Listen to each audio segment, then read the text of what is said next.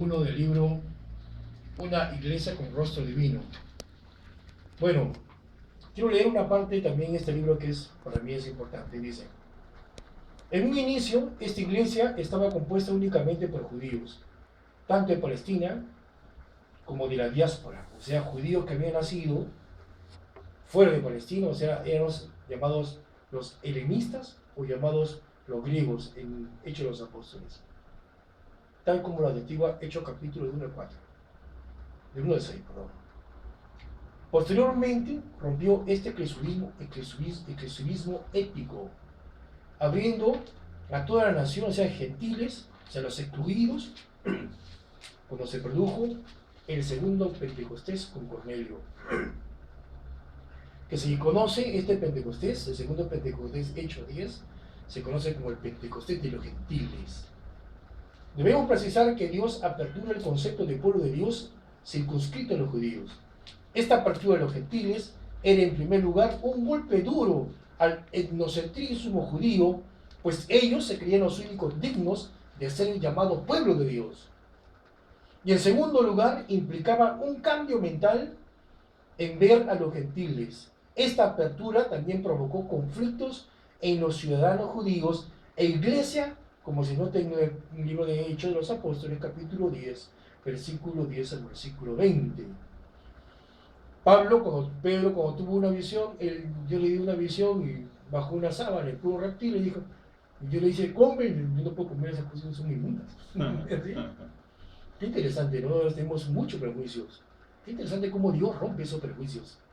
El pueblo gentil, el pueblo judío se creía el pueblo elegido por Dios y se creían pues la nata de la sociedad, la nata del mundo, los privilegiados del mundo, los únicos que Dios los había elegido y les había dado esa facultad de guardar la ley. Qué interesante, ellos habían creado toda una serie de pensamientos prejuiciosos y decían a los gentiles son unos perros, que no sé qué cosa. Y ellos comenzaron a distorsionar el plan de Dios al excluir a las demás personas, al insultar a las demás personas, al menospreciar a las demás personas, comenzaron a distorsionar el verdadero proyecto de Dios. Hasta que Dios tuvo la fuerza, en Hechos de los Apóstoles, que tuvo que forzarlos para que ellos puedan evangelizar a otros lugares como Samaria, Creta, y después llegaron a Antioquía, donde se fundó la iglesia netamente gentil. ¿No es así? Una gran potencia cristiana, la iglesia de los gentiles. ¿Y esto es qué nos demuestra? El proyecto de Dios es un proyecto inclusivo, no es un proyecto excluyente. No hay iglesia para ricos, iglesia para pobres. No hay iglesias para unas ciertas razas, no hay iglesias para hombres, iglesias para mujeres. No, es una iglesia, la iglesia de Jesús es una iglesia inclusiva, donde están todos unidos, ¿no? Y es una cuestión importante que uno siempre debe tener en cuenta. El pueblo de Dios es un pueblo compuesto por todas las razas, por todas las condiciones sociales, por todo tipo de géneros. Aún los niños son parte de esta iglesia. No es una iglesia que excluye, sino una iglesia que incluye a todas las personas.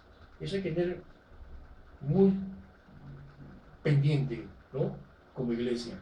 No hay resentimientos sociales, no existen resentimientos sociales en las iglesias. Esos resentimientos sociales clasistas, esos resentimientos desaparecen, porque ahora todos forman un nuevo pueblo. Todos están ahora revestidos bajo Cristo Jesús, bajo la vestimenta de nuestro Señor Jesucristo. Qué interesante.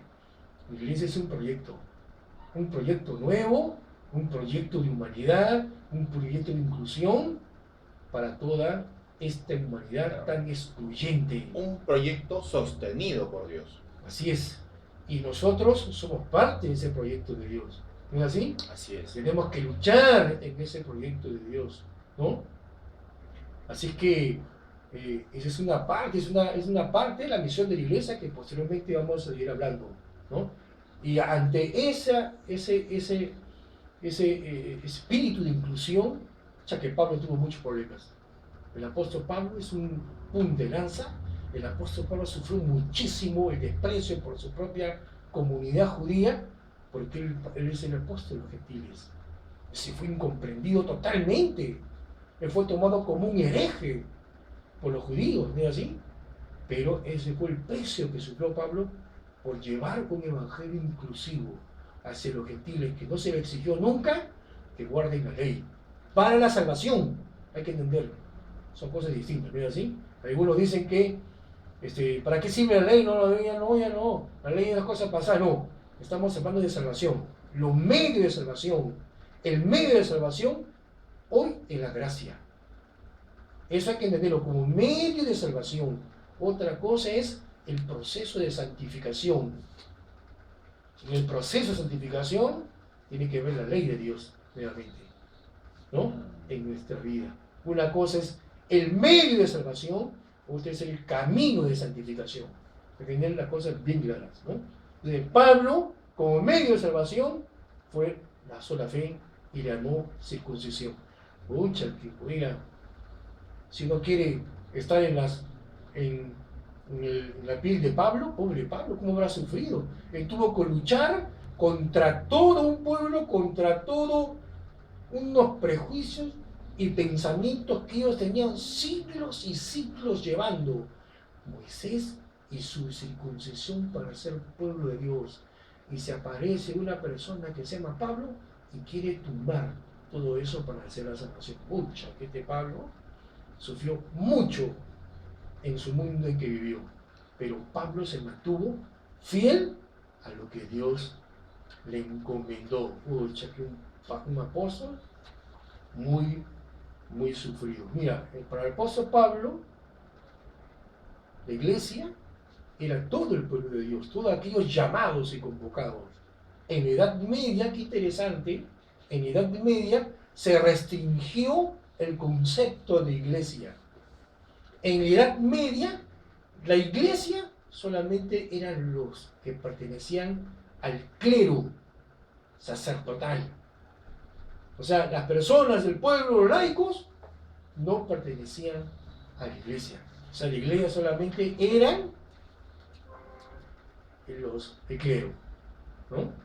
Todos los sacerdotes. Así es. Qué interesante. Y gracias a Martín Lutero, en el siglo XVI, nuevamente, ¿no es así? La iglesia fue y es todo aquello que han recibido a Cristo.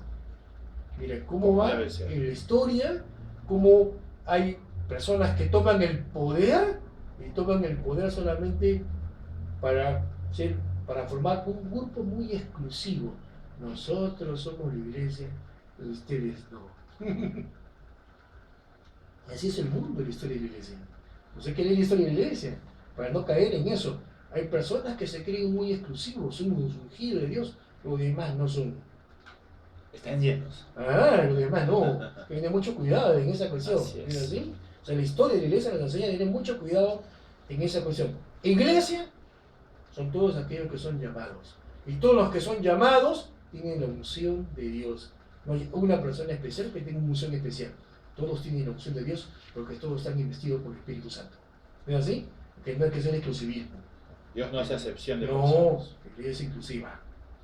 Y Dios, Jesús, Dios y el Espíritu Santo reparte a todos. Es repartido el Espíritu Santo a todos los que han aceptado a Jesús. A todos los que han aceptado y acogido. Todos tienen esa llenura. Todos tienen se derrama en ellos. Cada uno de una forma distinta. Así es. ¿No? Pero no hay exclusión. No hay uno que es mejor que el otro. Hay que tener mucho cuidado. La utilidad. Esta apertura de Dios para con el mundo no puede olvidarse. Cualquier exclusión o diferenciación entre los seres humanos está fuera de la voluntad de Dios. Jesús une, Dios quiere unir, o sea, cualquier exclusión no es la voluntad de Dios. Hay que tener muy presente. Hay que discernir las iglesias por lo que Dios hace. ¿Es así? Los seres humanos tendemos a categorizarnos siempre. Yo no sé por qué siempre tendemos a categorizarnos en clases, ¿no? En distinguirnos entre uno y el otro. Clase A. Clase B. Personas de primera, de segunda, De tercera, de cuarta. que nos han clasificado sociológicamente, no solamente sociológicamente, sino en las estadísticas, en programas de Sector televisión, sector A, B, Sector C, B. D, E, F, oiga.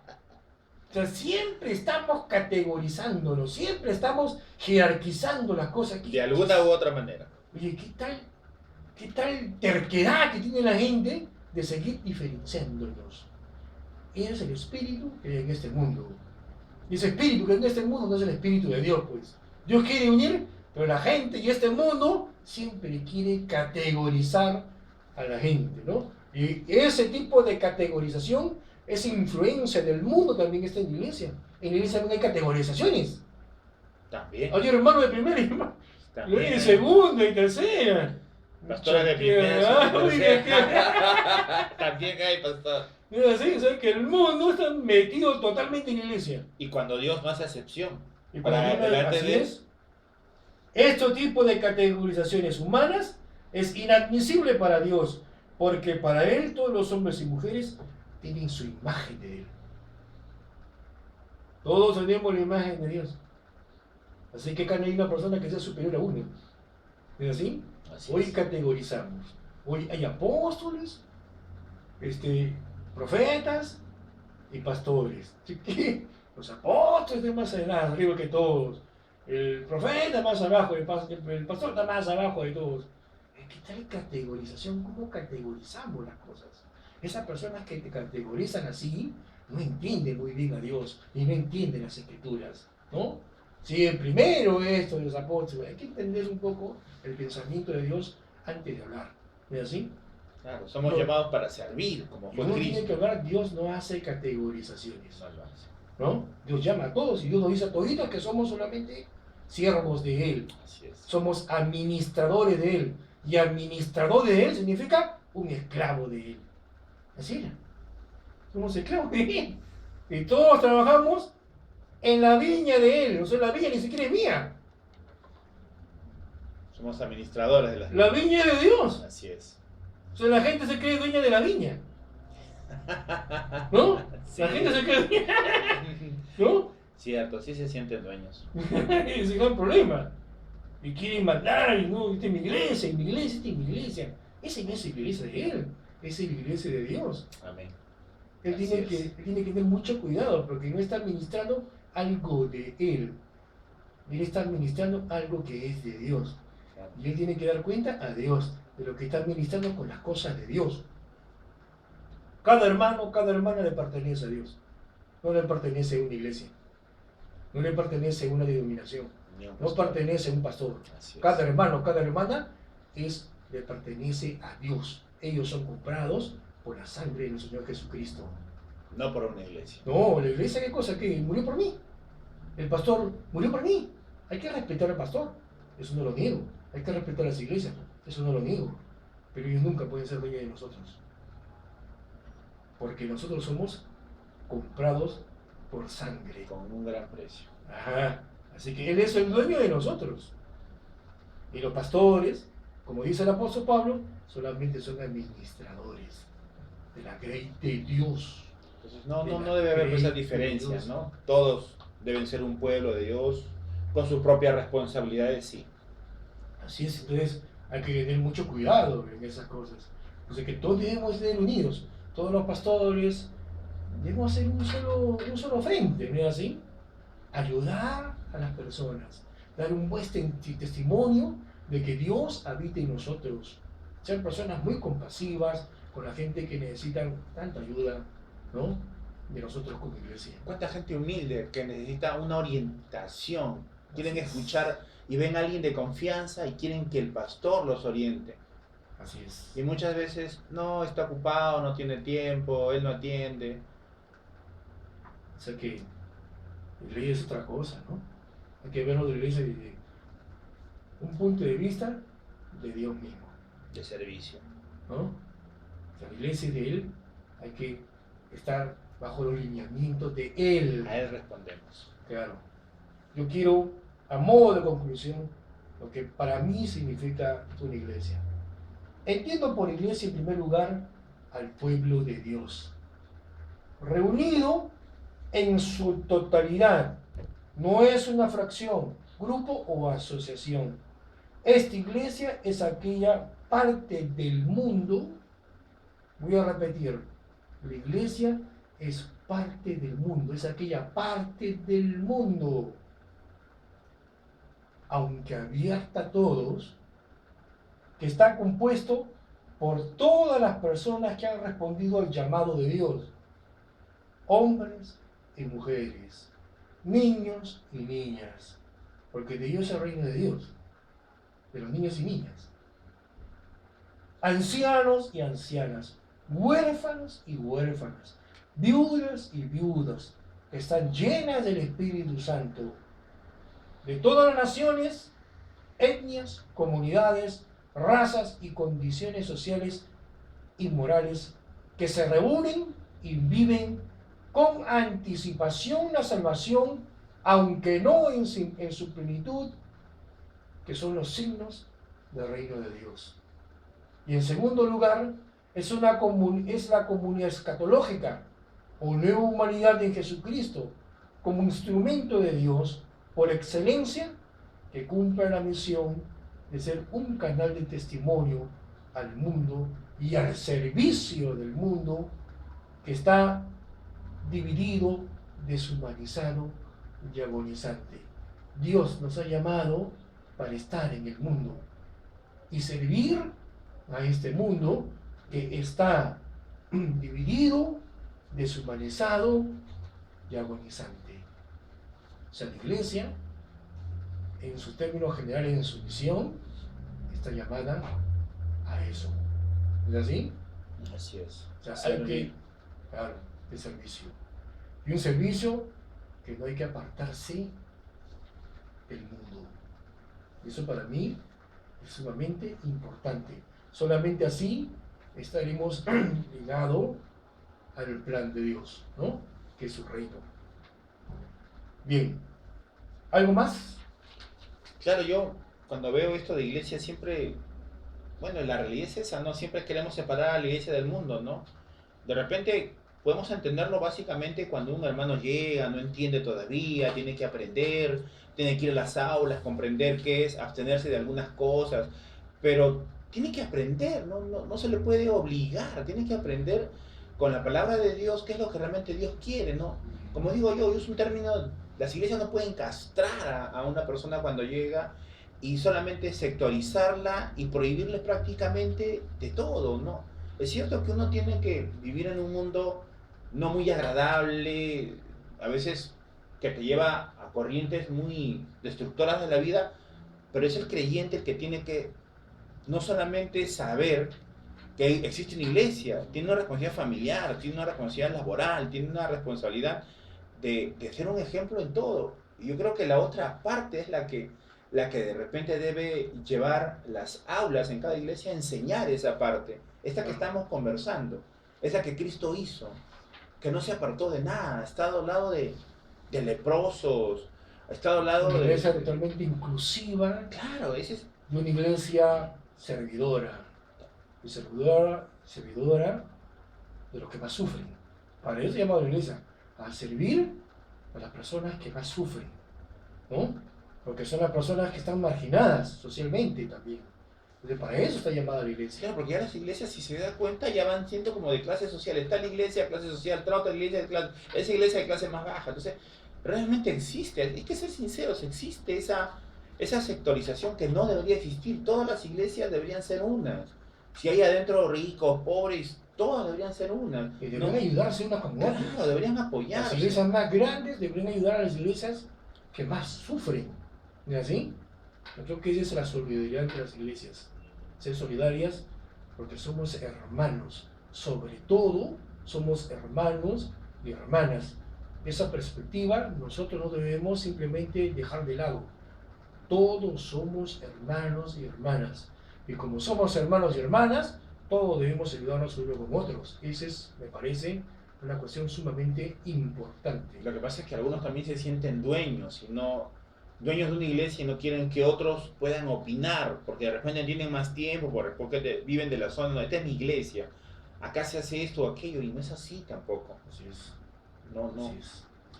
Entonces, O sea, hay mucho que debe trabajar sí, sobre realmente lo que sí. es iglesia, el concepto de iglesia, ¿no? ¿Sí? Bueno, a medida que vamos avanzando nosotros, vamos a darnos cuenta simplemente otros aspectos también de la iglesia. Quiero culminar con el capítulo 2, algo muy corto. El capítulo 2 lo hice con ayuda de Jürgen Roloff, es un gran biblista. Jürgen Roloff, que tiene un libro sobre cuestiones eclesiológicas, tiene varios libros, pero un libro sobre cuestiones eclesiológicas, y él analiza modelos de iglesia, que había modelos de iglesias neotestamentarias, ¿no es así? Él dice que el primer modelo, el modelo de Jesús, fue el modelo itinerante, ¿no? O sea, Jesús no tenía una iglesia formal, Jesús era itinerante, o sea, iba de un lugar a otro lugar. Los ministerios eran itinerantes. Los primeros siglos, el primer siglo, hasta más o menos al fin del siglo I, la iglesia era itinerante. Uno puede verlo simplemente cuando analiza el libro de la Didaqué, ¿no? O la enseñanza de los 12 apóstoles. Ahí los ministerios eran itinerantes, ¿no? Habían apóstoles, profetas y maestros. Esos apóstoles, profetas y maestros no estaban anclados dentro de un hogar o metidos en un solo sitio, porque en las iglesias locales estaban los presbíteros y los ministerios eran itinerantes, ¿no? No estaban en un solo sitio. O sea, es el modelo de iglesia de Jesús, una iglesia itinerante. Y a medida que va avanzando, la sociedad va estructurando su diferente modelo de iglesia. Hay que estructurar diferente modelo de iglesia según las circunstancias, ¿no? La que a mí más me encantó cuando yo leí el libro de Jürgen Roloff es la iglesia paulina.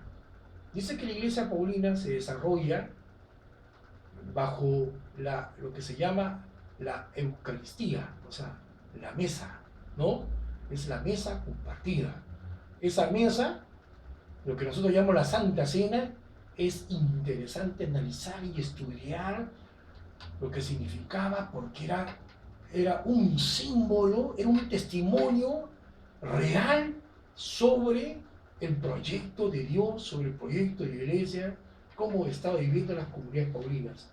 Cuando Pablo habla en Gálatas, no hay hombre ni mujer, no hay esclavo ni libre, no hay rico ni pobre, no hay escita, ¿no? Ni judío. ¿Sabe lo que está diciendo el apóstol Pablo? Está hablando de la humanidad en Cristo que está reunido en una mesa. O sea, solamente Jesús puede reunir en una mesa al rico y al pobre. Puede unir al judío y al no judío. Puede unir en una misma mesa al hombre y a la mujer. En aquella época, ¿quiénes se sentaban en la mesa? ¿El siervo o el amo? El amo. ¿Y el siervo qué hacía? Atendía. Atendía al amo. ¿El siervo se sentaba juntamente con el amo a comer? No podía. Eran dos clases distintas, ¿no? Eran dos estatus totalmente diferentes. Cada estatus vive con su estatus. El rico se une con los ricos. Los mercantes solamente se reúnen con los mercantes, ¿no? Los tejedores, esos artesanos, claro, solamente se reúnen con artesanos. Los pobres solamente se reúnen con los pobres. No puede haber mezcolanza de estatus. Y Jesús rompió todo. Jesús rompe todo eso. Interesante, pastor. O sea, al comer la mesa y hacer público la mesa, era el proyecto de Dios visible. Cuando tú podías ver a un rico comiendo al lado de su siervo. Iguales, la mesa es lo que nos iguala. La mesa del Señor es lo que nos iguala a todos. Por eso es que el modelo del apóstol Pablo es un modelo rico e interesante. La próxima semana continuaremos. Bien, pastor. Hasta la próxima, hermanos. Dios les bendiga. Muchas gracias. Así que no me llama nadie.